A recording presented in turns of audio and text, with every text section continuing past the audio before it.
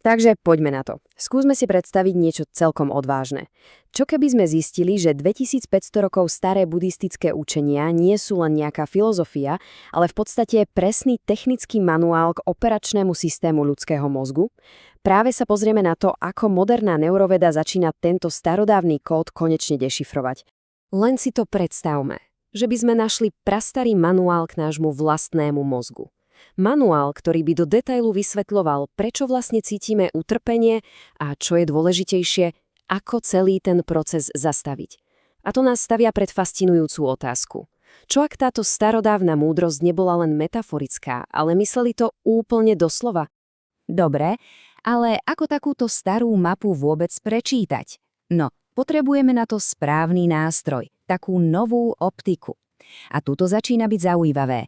Na jednej strane tu máme buddhistickú fenomenológiu, tisícročia starú mapu ľudskej skúsenosti, kreslenú zvnútra. A proti tomu stojí aktívna inferencia, úplne nová teória z 21. storočia, ktorá popisuje mozog ako predikčný stroj. A keď tieto dva svety spojíme, tak sa začnú diať veci. Tak, fajn, poďme na to. Kde je vlastne problém? Buddhizmus to volá utrpenie. Ale a toto je kľúčové. V tomto novom pohľade to nie je nejaké morálne zlyhanie. Je to skôr, systémová chyba. Taký bug v kóde, ktorý spôsobuje, že náš mozog sa zasekne v neustále sa opakujúcej bolestivej slučke. A tento cyklus má aj meno. V buddhizme sa volá paticca samuppada, alebo závislé vznikanie. Je to ako reťazová reakcia, takých 12 krokov, ktoré popisujú, ako sa to utrpenie samo poháňa a udržiava pri živote.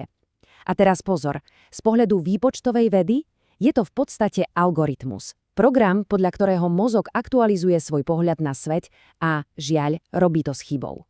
Dobre, takže ak je to algoritmus, kde presne je ten bug? Kde sa to celé kazí? Koreňom všetkého, tým prvotným problémom, je niečo, čo sa volá avidža. Zvyčajne sa to prekladá ako nevedomosť. A tu sa dostávame k tomu najlepšiemu, k technickému prekladu. Pretože v jazyku aktívnej inferencie je avia niečo, čo sa volá precízne skreslenie. Čo to znamená? V podstate to znamená, že náš systém, náš mozog je až príliš sebavedomý, má prehnane veľkú istotu v jednu konkrétnu starú myšlienku, že existuje nejaké pevné, trvalé a nezávislé ja. A pretože je o tom tak presvedčený, tak jednoducho ignoruje všetky nové informácie, ktoré by mu mohli ukázať, že sa mýlí. No a tuto vidíme pekne pokope. To prepojenie je priam dokonalé. Začína to tou avidža, tou nevedomosťou, ktorá je vlastne prehnaná dôvera v modele ja. Z toho potom vznikajú sankhára, také mentálne návyky, rigidné, automatické reakcie. A čo ich poháňa? No predsa tanha, túžba, teda nereálne očakávania, aká by realita mala byť. A celý tento proces dokola to je bhava, to neustále stávanie sa, kde ten náš model opakuje tie isté chyby znova a znova. Dobre, toľko k problému, ale ako nám vlastne ten systém dáva vedieť, že niečo nie je v poriadku? No, cez naše pocity. Pretože naše emócie a pocity, tie vôbec nie sú náhodné. Sú to v skutočnosti dáta, dôležité signály o tom, či sa mozgu darí predpovedať svet alebo nie. V buddhistickej terminológii sa tento signál volá vedaná. A pozor, toto nie je emócia, ako si ju bežne predstavujeme. Je to skôr taký signál o signále. Hovorí nám, ako sa mení naša úspešnosť v predpovedaní. Je to jednoduchý feedback pre systém. Hej, ide ti to super, alebo naopak, bacha, tvoj model reality práve zlyháva. A má to v zásade len dve príchute. Cítime sa príjemne vtedy, keď sa náš model reality zlepšuje, a to dokonca rýchlejšie, než sme čakali. Je to signál. Áno, toto funguje. No a ten nepríjemný pocit? To je presný opak. Chyba v predpovedi narastá, model zlyháva, svet je menej predvídateľný a systém cíti ohrozenie. A toto je perfektné vysvetlenie pre tú slávnu buddhistickú metaforu o dvoch šípoch. Predstavte si to takto. Ten prvý šíp, to je nejaká udalosť, surový vnem, napríklad bolesť. To je proste tá prvotná chyba v predpovedi. Ale potom je tu druhý šíp. Ten je voliteľný a ten si vystrelíme sami. Je to mentálne utrpenie, ktoré si na to celé nabalíme. To je naša reakcia na to, že model zlyhal. A práve ten druhý šíp bolí najviac. Takže, ako vlastne ten druhý šíp vzniká? Čo ho spúšťa? Je to túžba, alebo tanha. Túžba funguje presne ako precízny zámok. Systém sa proste zasekne na jednom preferovanom výsledku. Povie si, svet musí vyzerať takto a nie inak. A toto rigidné nastavenie vytvára obrovské napätie a hlavne úplne to blokuje schopnosť systému učiť sa. Pretože akékoľvek dáta, ktoré nesedia do tej rigidnej predstavy, systém odmieta. OK. A teraz sa dostávame asi k tomu najzložitejšiemu, ale aj najfascinujúcejšiemu bodu. K samotnému ja. Poďme sa pozrieť na toho ducha v stroji a skúsme ho rozobrať. Nie ako nejakú dušu, ale čisto ako prediktívny model. Čiže otázka znie, čo to ja vlastne je? Ak to nie je nejaká pevná, nemenná podstata, čo to potom z pohľadu mozgu vlastne je? Odpoveď z pohľadu aktívnej inferencie je ja i model. Je to vlastne len jedna veľmi komplexná predpoveď, hypotéza, ktorú si mozog neustále vytvára. A prečo? Aby dokázal spojiť všetky tie tisíce vnemov a informácií do jedného celku a efektívne riadiť telo. Je to extrémne užitočná, ale stále len fikcia. Nie je tam žiadna centrálna entita, žiadny šéf. A tento model ja nie je z jedného kusu. Buddhizmus ho rozoberá na 5 častí, 5 takých funkčných vrstiev, ktorým hovorí khandha. Poďme si ich rýchlo prejsť. Máme tu rúpa, to je telo a jeho vnemy. Potom vedana, o tej sme už hovorili, to sú tie pocity, ten feedback. Ďalej sanya, to je vnímanie, škatulkovanie reality. Potom sankhara, to sú naše návyky, naše plány, čo ideme robiť.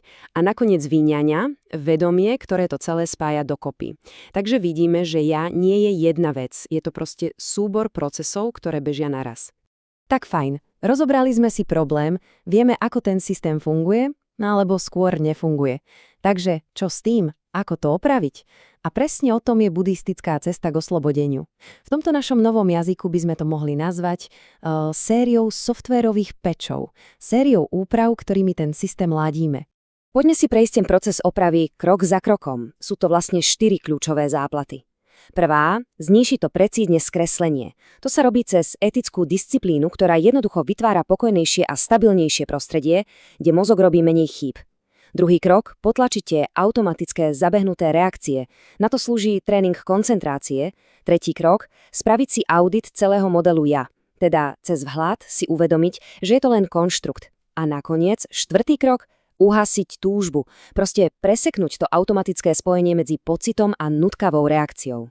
A toto úplne mení pohľad na to, čo je vlastne meditácia. Však zrazu to nie je len nejaké pasívne sedenie a relaxovanie, vôbec nie. Je to aktívny, priam technický proces, ktorým rekalibrujeme vlastný mozog.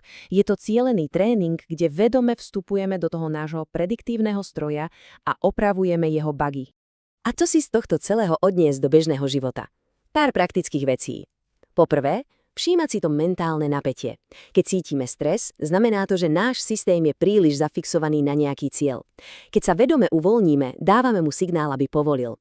Po druhé, oddelovať vnem od príbehu. Čo je len surový pocit a čo je ten príbeh, ktorý si k tomu pridávame. A po tretie, a to je asi najdôležitejšie, uvedomiť si, že myšlienky a emócie nie sú fakty. Sú to len hádania. Sú to najlepšie odhady, ktoré náš mozog v danom momente dokázal vyprodukovať. A tak sa dostávame k záveru, ktorý je celkom revolučný. Oslobodenie nibbána zrazu nie je nejaký mystický stav na konci života. Je to niečo, čo je dosiahnuteľné tu a teraz. V každom momente, keď sa jednoducho vzdáme tej krčovitej snahy zmeniť prítomnosť. V okamihu, keď dovolíme nášmu vnútornému modelu, aby sa konečne zosynchronizoval s realitou, vtedy utrpenie, tá predikčná chyba, jednoducho zmizne. A tak na záver zostáva len jedna otázka.